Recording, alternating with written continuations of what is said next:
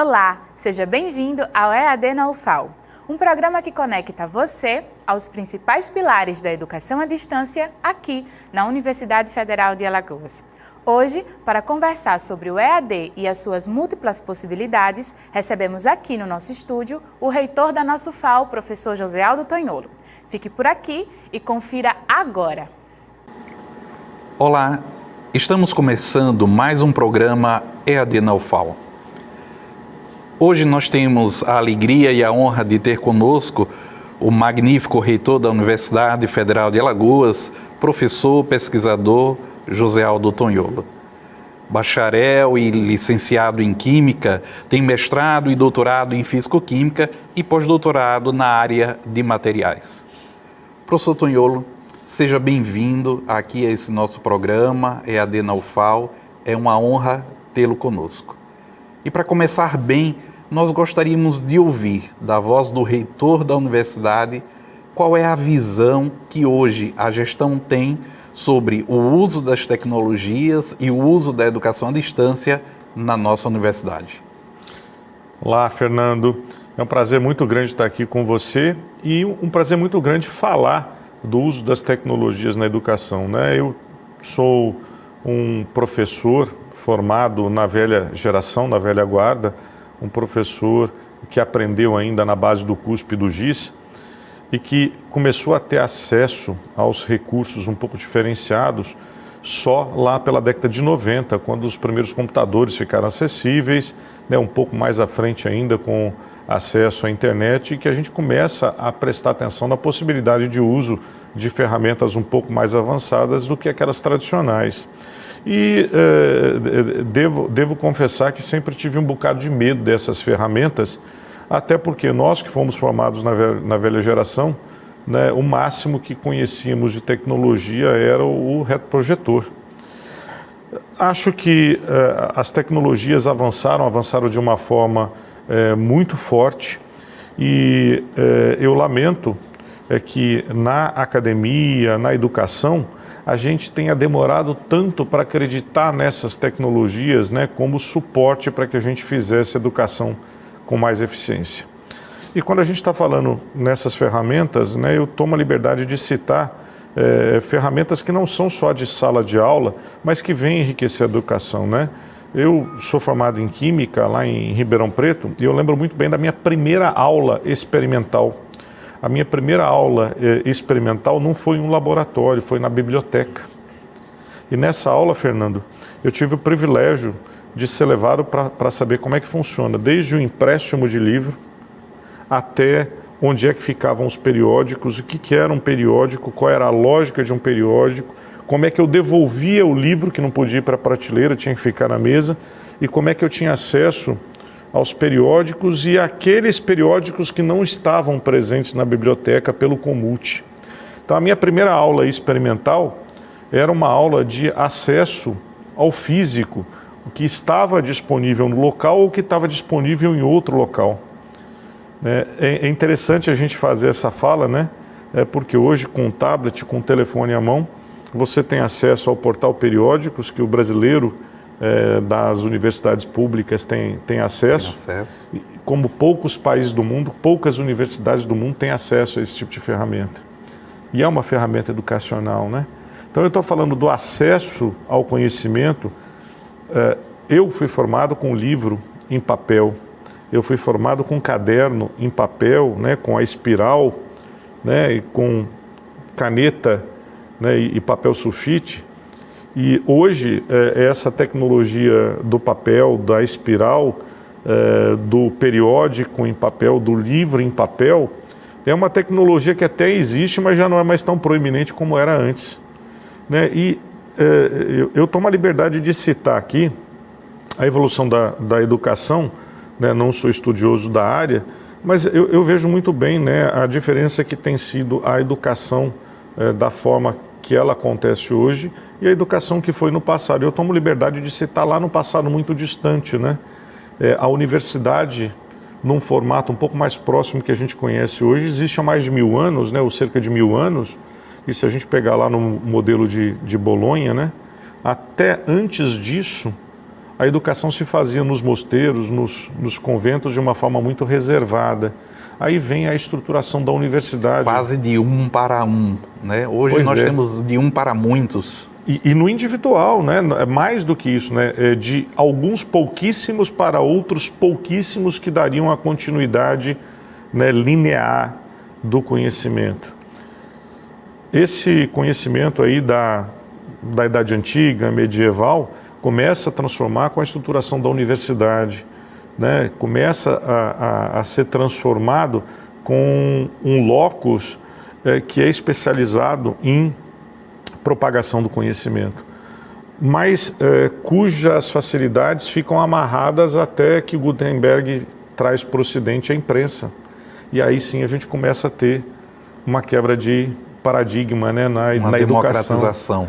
Não só a democratização, como a possibilidade de fazer esse conhecimento atingir limites antes inatingíveis, né? Isso. Você poder levar esses livros à frente, levar os Rompendo encates, barreiras né? geográficas. Rompe barreiras, rompe línguas, rompe culturas, né?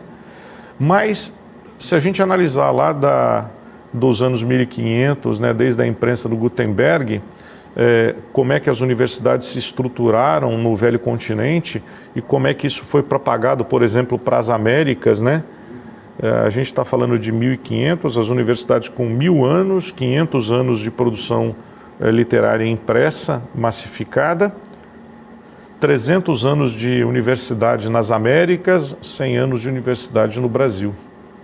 Olha a diferença, de 1000 para 300 para 100. E a gente olha para trás e vê o quanto a educação formal na universidade evoluiu de lá para cá, talvez da imprensa de Gutenberg até uns 30, 40 anos atrás, o modelo não tenha sido muito diferente.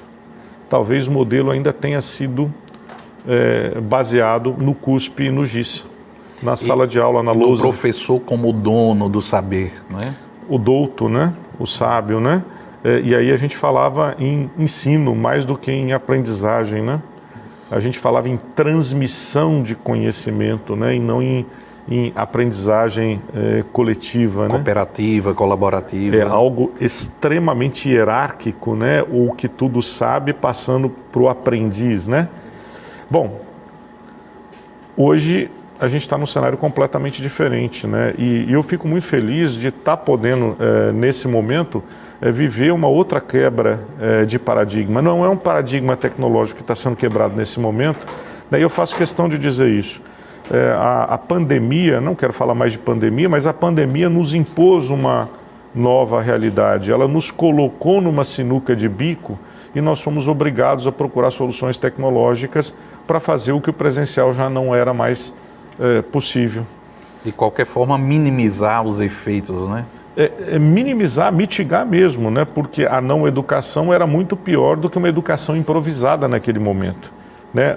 A omissão da oferta era muito pior do que improvisar mesmo sem saber como fazer funcionar mediante as tecnologias.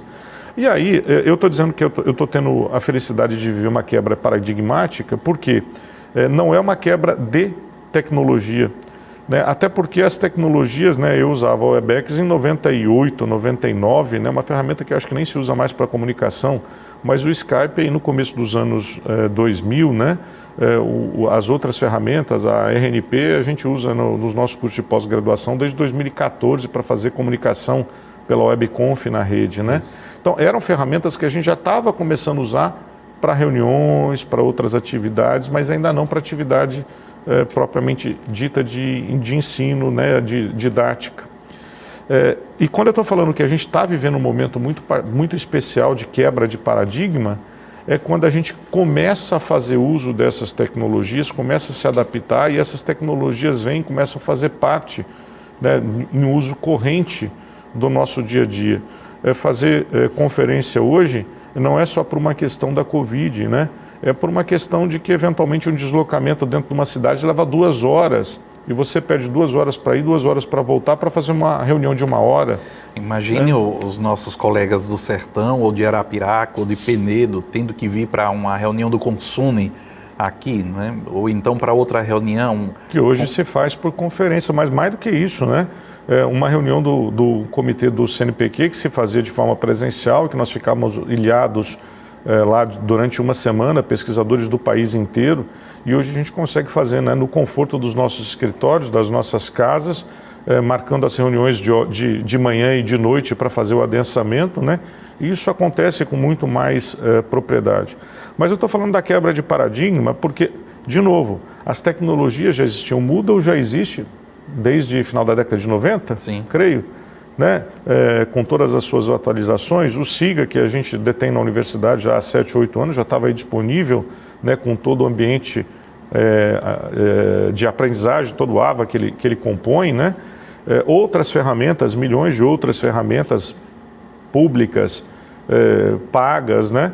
Que já existiam, mas que a gente não estava fazendo uso. E aí vem o porquê da quebra de paradigma. A quebra de paradigma é sair da zona de conforto do cuspe e giz, né, do livro em papel, da transparência dos slides no data show, que a gente ainda usa das essas pastas tecnologias, de cópias. E da prova formal com a sala fechada, com todo mundo com o telefone desligado, né, sem poder olhar para o lado, e ir para um processo de interação no não presencial, né, que é complexo, que a gente não tinha vivenciado. A tecnologia a gente já tinha experimentado eventualmente, mas o comportamento nessa nova mídia ainda não. E aí vem a quebra de paradigma, né? Descobrir que a virtualização do processo de ensino-aprendizagem não pode acontecer com a simples transposição daquilo que a gente tem no presencial para uma plataforma digital, né? O grau de dedicação, de preparação, né, de material, de conteúdo, a concepção pedagógica é outra. Muda radicalmente. Fazer um grupo de estudos na sala com 5 pessoas em cada grupo, né, mudando, virando as carteiras ou indo para o tatame para fazer isso no tatame, é muito diferente de numa sala com 130 alunos de forma virtual estimular uma reagrupação, né, para estudo, né, no momento da aula. E isso requer novos aprendizados, né, nossos, dos professores. Não foi uma transposição simples, continua não sendo. Eu ainda tenho, enquanto professor, várias dificuldades de entender o funcionamento dessas novas situações, tanto do ponto de vista do uso pedagógico, quanto do ponto de vista social. Já que, para quem está acostumado, eu estou com 33, 34 anos de docência, né, e estou acostumado com o modelo de sala de aula presencial, da interatividade presencial. A interatividade na sala virtual é completamente diferente. A resposta do estudante é diferente. As interações mudam. E esse estudante que de repente já nasceu nessa concepção de interação virtual, né? Para dialogar com alguém que vem de um outro tipo de interação que exigia a presencialidade física. Aprendemos tanto quanto ensinamos, né? Essa é a diferença fundamental. E me preocupa muito que alguns dos nossos colegas são muito resistentes, né? Mas felizmente a gente ainda tem muitos colegas ousados com quem a gente aprende o tempo todo. Eu tive a oportunidade de fazer os treinamentos do Proford agora em plena pandemia com alguns dos nossos colegas, né? Eu e alguns da velha guarda, né, muito resistentes a essas novas tecnologias, aprendemos muito. A gente não consegue usar ainda na plenitude, não, mas mesmo a atividade presencial hoje, com esse aprendizado que a gente teve forçado na pandemia, acontece com mais fluência. A gente usa algumas ferramentas no presencial hoje, em que a gente aprendeu no modo não presencial, no modo remoto, não é EAD, e que fazem com que as nossas aulas, a nossa dinâmica, as nossas dinâmicas fiquem muito mais interessantes, rendam muito mais. O senhor me fez lembrar o professor Kleber Serra, né, quando ele foi convidado para uma formação, já que ele ia coordenar o curso de Física, e ele muito resistente ao uso das tecnologias, ao uso do Moodle, ele não acreditava no poder da educação à distância.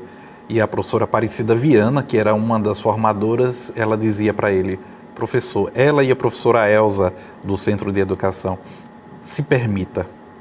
Se permita. E o curso de Física, ele se permitiu, aprendeu, foi um grande entusiasta do curso de Física à distância e o curso conseguiu assim notas maravilhosas, foi reconhecido nacionalmente, os materiais produzidos também de ótima qualidade e que hoje são usados no presencial. Mas ele teve essa postura, né, de se abrir, se colocar como aquele que pode ainda aprender. Não é um exercício fácil. Não é fácil porque implica em aprender depois de velho, depois de careca. Se colocar na situação de docente que aprende não é fácil. Então a gente tem que quebrar esse paradigma. O paradigma não é quebra de tecnologia aqui, né? O paradigma que a gente está quebrando é comportamental, é social, né? E poder assistir essa quebra de paradigma ao vivo, o momento histórico é muito bonito, né? A gente está vivendo um momento tão histórico na educação como a gente viveu, ou eu não vivi, né? Mas como se viveu lá atrás no advento da imprensa, né? Então é um momento diferente. Aí a gente tem que trazer algumas preocupações, né? São os desafios. São os desafios. Eu trago essa preocupação, né? E eu não tenho uma verdade absoluta aqui, mas me preocupa muito com a expectativa da remotização daquilo que era no presencial, como se fosse simplesmente a transposição, e não é. A confusão daquilo que foi, no momento de emergência, a remotização das atividades didáticas, confundir isso com a EAD. São coisas completamente diferentes, né? E por mais que o meu entendimento seja escasso na área, por não ser estudioso da área, né, a gente sabe muito bem a diferença de que é um projeto pedagógico desenvolvido para ser realizado no presencial e o grau de preocupação que é um projeto pedagógico efetivamente desenvolvido para educação à distância. Eu estou trazendo essa preocupação e a gente tem que elucidar, a gente tem que trazer mais elementos de separação disso. Aquele momento em que se foi para o remoto era um momento de emergência. Uma circunstância. A educação, naquele momento adaptada, era melhor do que a não educação.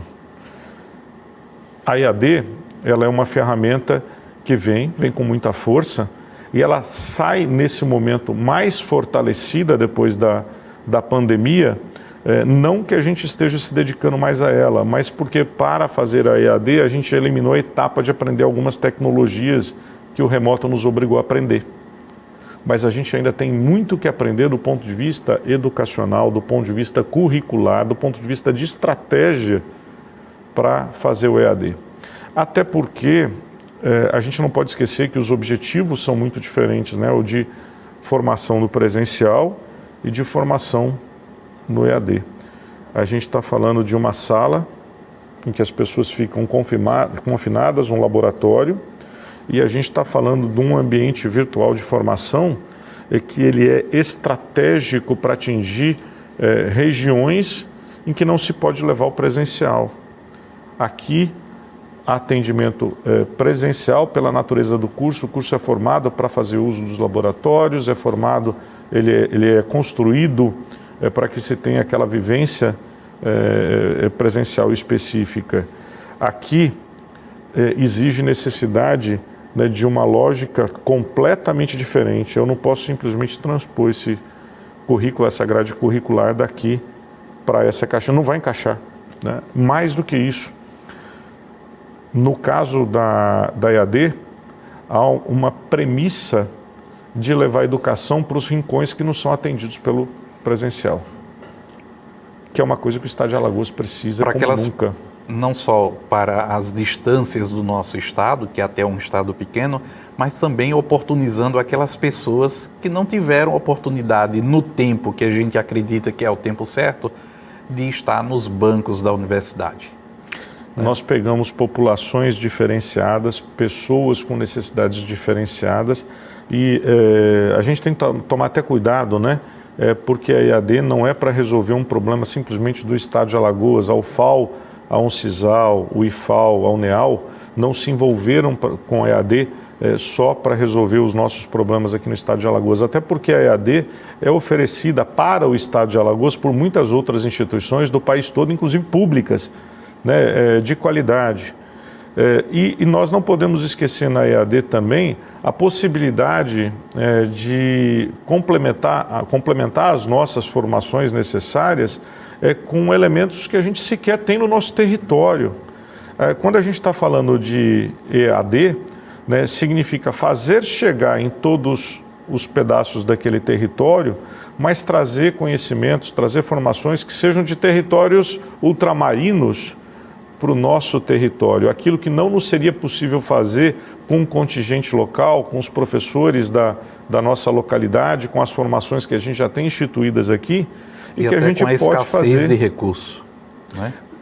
Ou que não sejam as nossas habilidades, que não sejam as nossas naturezas, né? Trazer excelentes cursos de formação de caráter internacionais para cá, pela EAD, é possível. Sim. Né? Alguns colegas nossos, professores, doutores, que estão fazendo seus cursos de especialização nas mais renomadas universidades à distância, né? Professores, doutores na área de ciências exatas, se qualificando em gestão, em universidades renomadas, em cursos que são gratuitos e que são reconhecidos, que são oferecidos de forma não presencial pela EAD. E com qualidade. Alta qualidade, alta qualidade. Professor Tonholo, nós vamos excepcionalmente encerrar esse primeiro bloco de entrevistas. Nós voltamos depois com o professor José Aldo Tonholo, a gente ainda tem muita coisa para conversar. Você está aqui no programa EAD na UFAL.